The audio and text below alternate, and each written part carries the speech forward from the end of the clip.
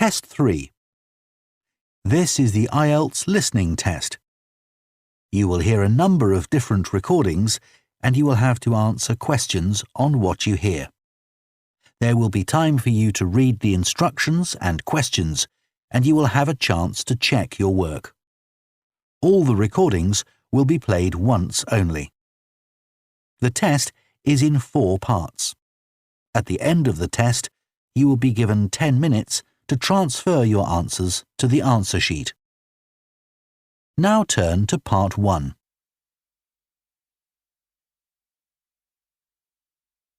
Part 1. You will hear a woman phoning to ask about a summer cycling camp for her young son who is called Charlie. First, you have some time to look at questions 1 to 5.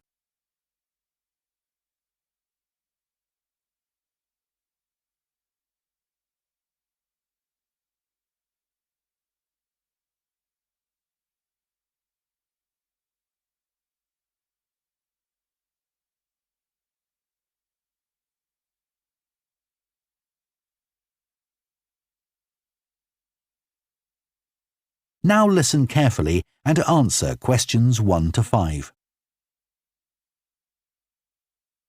Hello, Junior Cycle Camp. Jake speaking. Hi, I'm calling for some information about the cycle camp. I'm thinking of sending my son. Great.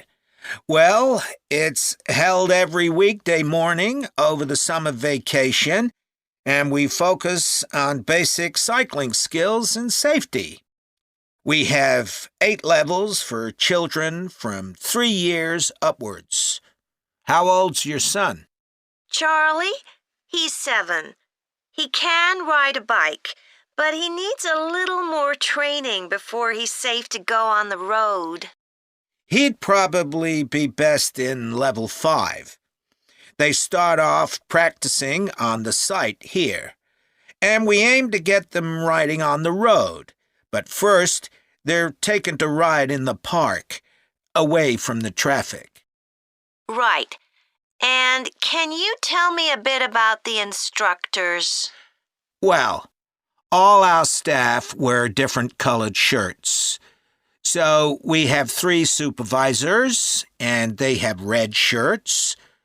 They support the instructors, and they also stand in for me if I'm not around. Then the instructors themselves are in blue shirts, and one of these is responsible for each class. Okay. In order to be accepted, all our instructors have to submit a reference from someone who's seen them work with children. Like if they've worked as a babysitter, for example.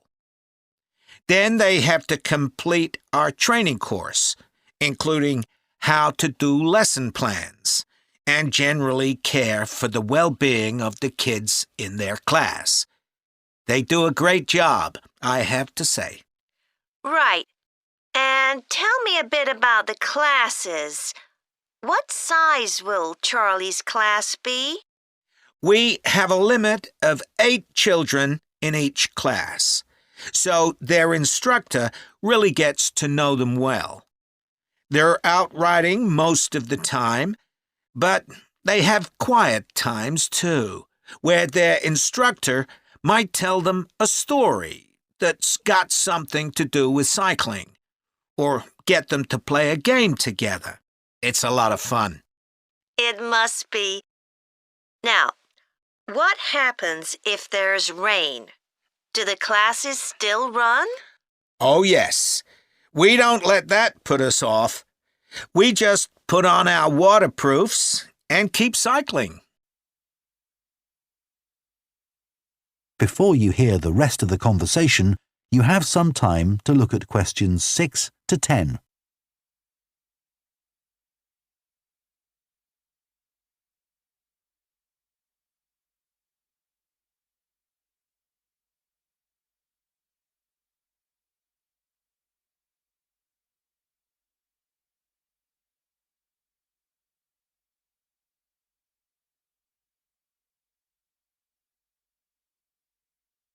Now listen and answer questions 6 to 10. And is there anything special Charlie should bring along with him? Well, maybe some spare clothes, especially if the weather's not so good. And a snack for break time? How about a drink? No, we'll provide that. And make sure he has shoes, not sandals. Sure. And just at present, Charlie has to take medication every few hours, so I'll make sure he has that. Absolutely. Just give us details of when he has to take it, and we'll make sure he does. Thanks. Now, there are a few things you should know about day 1 of the camp. The classes normally start at 9:30 every morning, but on day 1, you should aim to get Charlie here by 9:20. The finishing time will be 12:30 as usual. We need the additional time because there are a few extra things to do. The most important is that we have a very careful check to make sure that every child's helmet fits properly. If it doesn't fit, we'll try to adjust it, or we'll find him another one. But he must wear it all the time he's on the bike. Of course. Then, after that, all the instructors will be waiting to meet their classes, and they'll meet up in the tent. You can't miss it, and each instructor will take their class away and get started. Okay, well, that all sounds good. Now, can you tell me how much the camp costs a week? $199. We've managed to keep the price more or less the same as last year. It was $190 then. But the places are filling up quite quickly. Right. Okay, well, I'd like to book for the... That is the end of part 1. You now have half a minute to check your answers to part 1.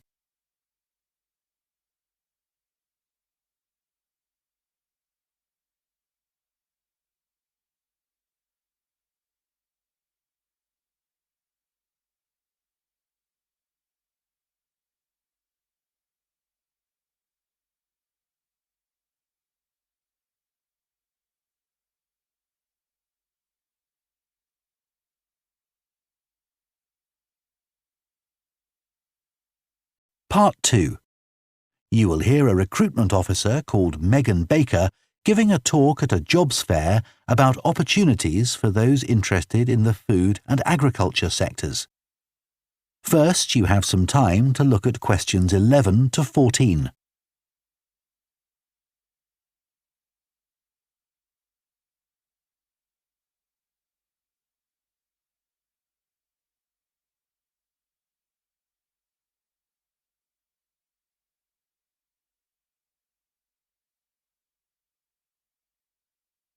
Now listen carefully and answer questions 11 to 14.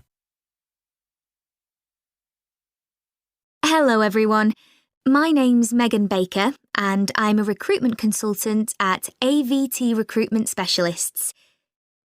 Now, our company specialises in positions that involve working in the agriculture and horticulture sectors, so that's fresh food production, garden and park maintenance and so on. And these sectors do provide some very special career opportunities. For a start, they often offer opportunities for those who don't want to be stuck with a 40-hour week, but need to juggle work with other responsibilities, such as childcare. And this is very important for many of our recruits. Some people like working in a rural setting, surrounded by plants and trees instead of buildings, although we can't guarantee that. But there are certainly health benefits, especially in jobs where you're not sitting all day looking at a screen, a big plus for many people. Salaries can sometimes be good too, although there's a lot of variety here. And you may have the opportunity in some types of jobs for travel overseas, although that obviously depends on the job, and not everyone is keen to do it. Of course, working outdoors does have its challenges. It's fine in summer, but can be extremely unpleasant when it's cold and windy. You may need to be pretty fit for some jobs, though with modern technology, that's not as important as it once was. And standards of health and safety are much higher now than they used to be, so there are fewer work-related accidents. But if you like a lively city environment surrounded by lots of people, these jobs are probably not for you. They're often in pretty remote areas. And some people worry about finding a suitable place to live, but in our experience, this usually turns out fine. Before you hear the rest of the talk, you have some time to look at questions 15 to 20.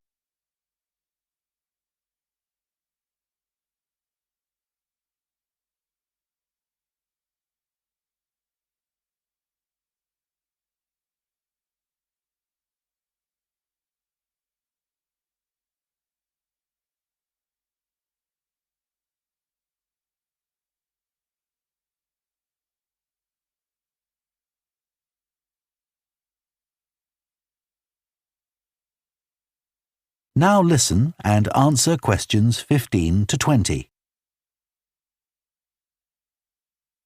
Now, let me tell you about some of the exciting jobs that we have on our books right now.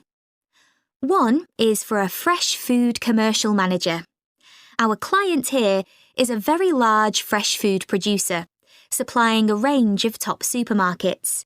They operate in a very fast-paced environment with low profit margins. The staff there work hard, but they play hard as well. So if you've a sociable personality, this may be for you.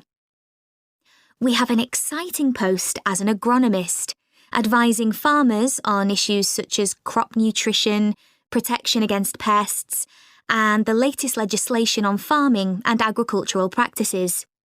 There are good opportunities for the right person to quickly make their way up the career ladder, but a deep knowledge of the agricultural sector is expected of applicants. A leading supermarket is looking for a fresh produce buyer who is available for a 12-month maternity cover contract. You need to have experience in administration, planning and buying in the fresh produce industry, and in return will receive a very competitive salary. We have also received a request for a sales manager for a chain of garden centres. You will be visiting centres in the region to ensure their high levels of customer service are maintained. This post is only suitable for someone who is prepared to live in the region. There is also a vacancy for a tree technician to carry out tree cutting, forestry and conservation work. Candidates must have a clean driving licence and have training in safety procedures. A year's experience would be preferred, but the company might be prepared to consider someone who has just completed an appropriate training course. Finally, we have a position for a farm worker. This will involve a wide range of farm duties, including crop sowing and harvesting, machine maintenance, and animal care. Perks of the job include the possibility of renting a small cottage on the estate and the chance to earn a competitive salary. A driving licence and tractor driving experience are essential. That is the end of Part 2. You now have half a minute to check your answers to Part 2.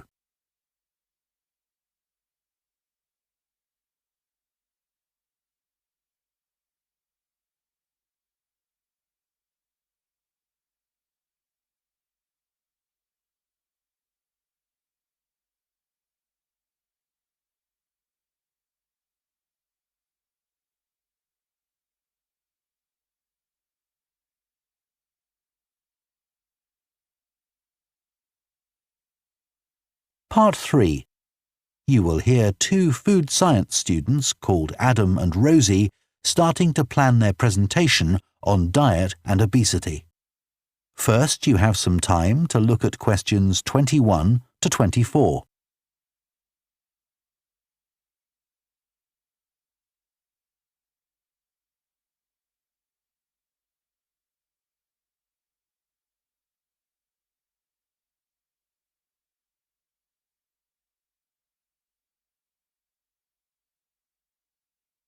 Now listen carefully and answer questions 21 to 24. OK, Rosie, shall we try to get some ideas together for our presentation on diet and obesity? Sure.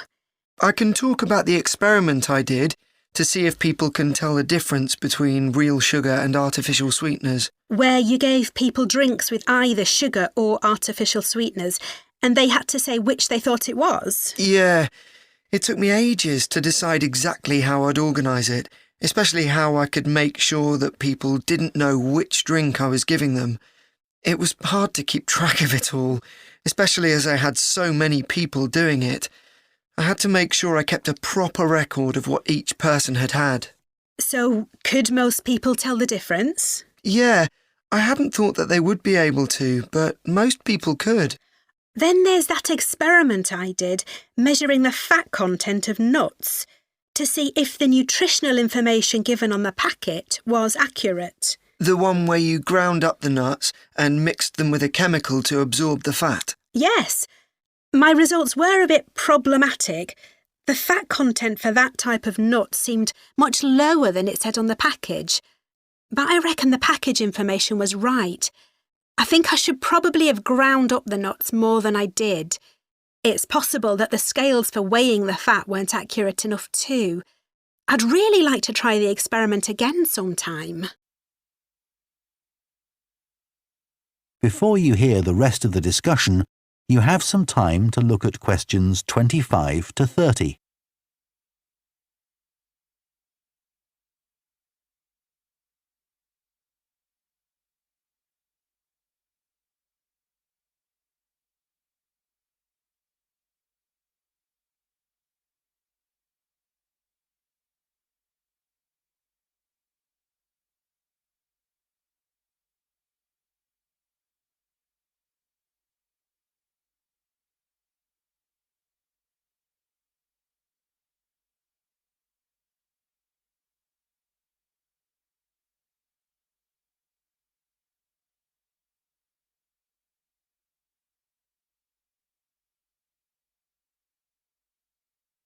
Now listen and answer questions 25 to 30.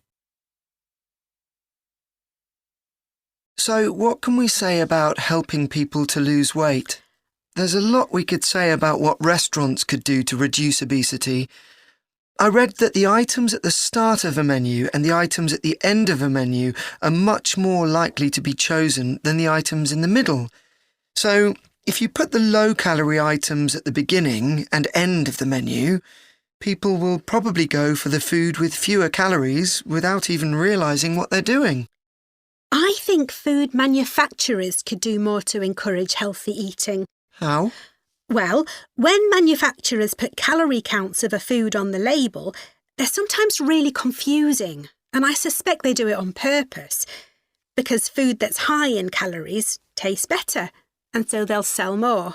Yeah, so if you look at the amount of calories in a pizza, they'll give you the calories per quarter pizza, and you think, oh, that's not too bad. But who's going to eat a quarter pizza? Exactly. I suppose another approach to this problem is to get people to exercise more. Right. In England, the current guidelines offer at least 30 minutes of brisk walking 5 days a week. Now, when you ask them, about 40% of men and 30% of women say they do this. But when you objectively measure the amount of walking they do with motion sensors, you find that only 6% of men and 4% of women do the recommended amount of exercise. So you can see why obesity is growing. So how can people be encouraged to take more exercise? Well, For example, think of the location of stairs in a train station. If people reach the stairs before they reach the escalator when they're leaving the station, they're more likely to take the stairs. And if you increase the width of the stairs, you'll get more people using them at the same time. It's an unconscious process and influenced by minor modifications in their environment. Right. And it might not be a big change, but if it happens every day, it all adds up. Yes, but actually, I'm not sure if we should be talking about exercise in our presentation. Well, we've done quite a bit of reading about it. I know, but it's going to mean we have a very wide focus. And our tutor did say that we need to focus on causes and solutions in terms of nutrition. Oh, I suppose so. And we've got plenty of information about that. OK, well, that will be simpler. So, what shall we do now? We've still got half an hour before our next lecture. Let's think about what we're going to include and what will go where. Then we can decide what slides we need. OK, fine. That is the end of Part 3. You now have half a minute to check your answers to Part 3.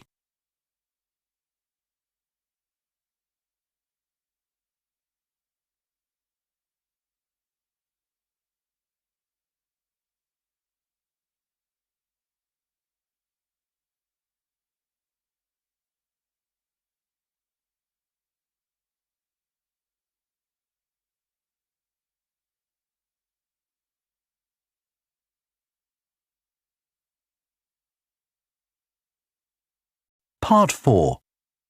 You will hear a lecturer on a fashion design course introducing the subject of hand knitting, which involves making things like woolen jumpers and scarves. First, you have some time to look at questions 31 to 40.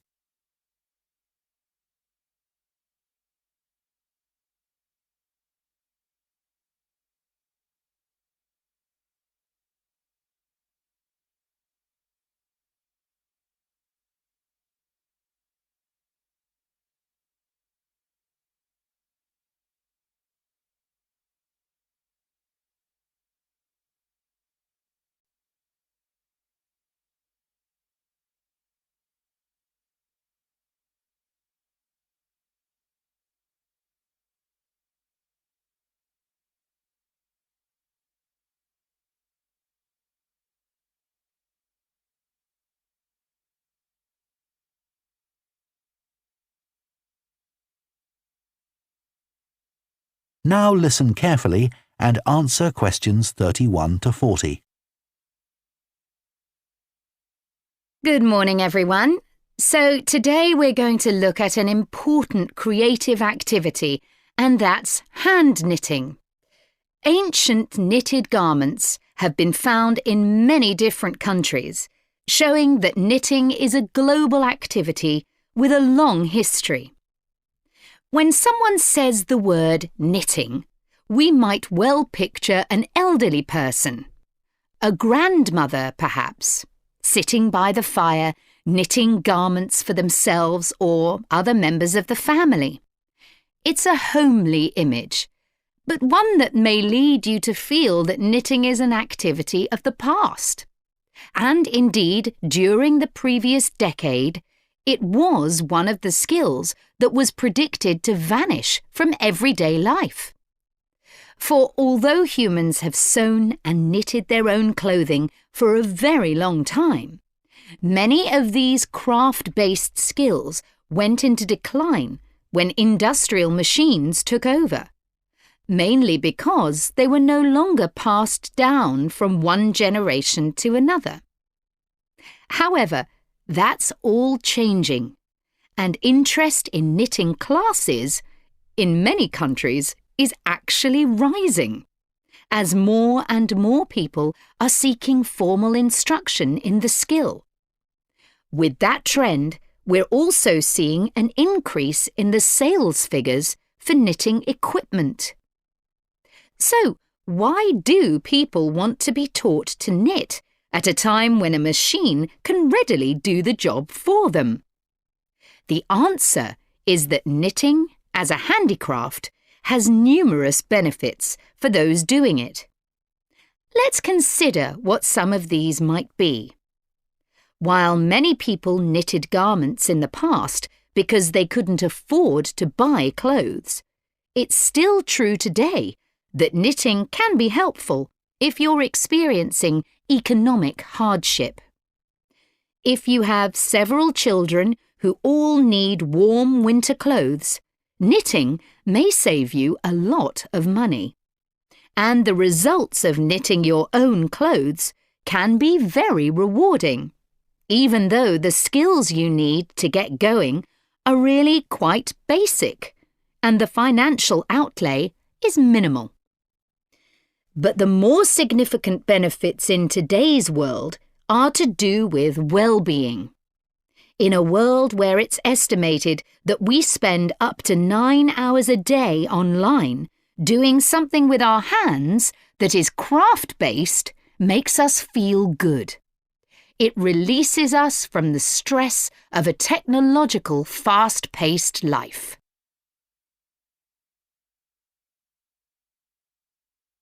Now, let's look back a bit to early knitting activities. In fact, no one really knows when knitting first began. But archaeological remains have disclosed plenty of information for us to think about. One of the interesting things about knitting is that the earliest pieces of clothing that have been found suggest that most of the items produced were round rather than flat.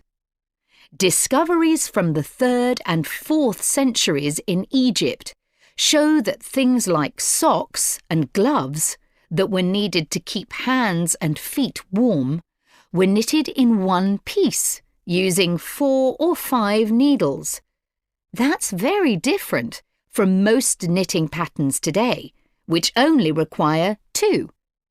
What's more, the very first needles people used were hand-carved out of wood and other natural materials, like bone, whereas today's needles are largely made of steel or plastic and make that characteristic clicking sound when someone's using them. Ancient people knitted using yarns made from linen, hemp, cotton and wool, and these were often very rough on the skin. The spinning wheel, which allowed people to make finer yarns and produce much greater quantities of them, led to the dominance of wool in the knitting industry, often favoured for its warmth. Another interesting fact about knitting is that because it was practised in so many parts of the world, for so many purposes, regional differences in style developed. This visual identity has allowed researchers to match bits of knitted clothing that have been unearthed over time to the region from which the wearer came, or the job that he or she did. As I've mentioned, knitting offered people from poor communities a way of making extra money while doing other tasks. For many centuries, it seems, men, women and children took every opportunity to knit, for example, while watching over sheep, walking to market, or riding in boats. So let's move on to take... That is the end of Part 4. You now have 1 minute to check your answers to Part 4.